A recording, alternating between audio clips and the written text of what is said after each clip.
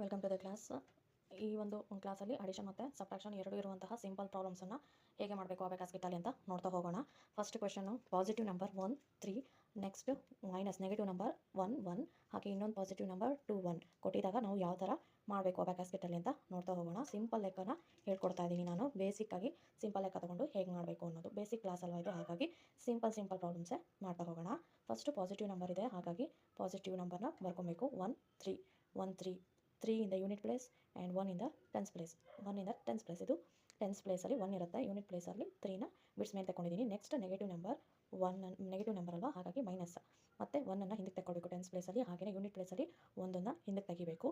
ಮತ್ತು next positive number 2 1 21, 2 ಅನ್ನೋದು tense ಪ್ಲೇಸಲ್ಲಿದೆ, ಹಾಗಾಗಿ 2 ಬಿಡ್ಸ್ನ ನಾನು ಮೇಲೆ ತೊಗೊಂಡೋಗ್ತೀನಿ. ಹಾಗೆ 1 ಯೂನಿಟ್ ಪ್ಲೇಸಲ್ಲಿದೆ, ಹಾಗಾಗಿ ಪ್ಲಸ್ 1ಅನ್ನು ನಾನು ಮೇಲೆ ತೊಗೊಂಡೋಗ್ತೀನಿ.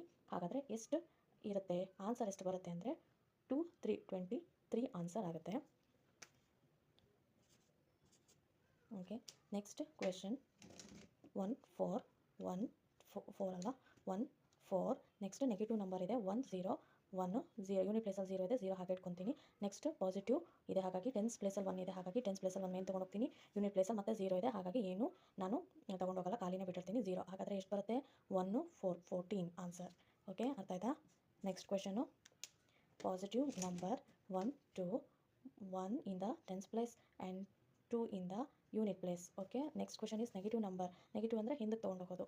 1 in the tens place unit place, it has only one number ಇದೆ, ಹಾಗಾಗಿ ಒಂದು ಬೀಟನ್ನು ಮಾತ್ರ ನಾನು ಹಿಂದಕ್ಕೆ ತೊಗೊಂಡೋಗ್ತೀನಿ.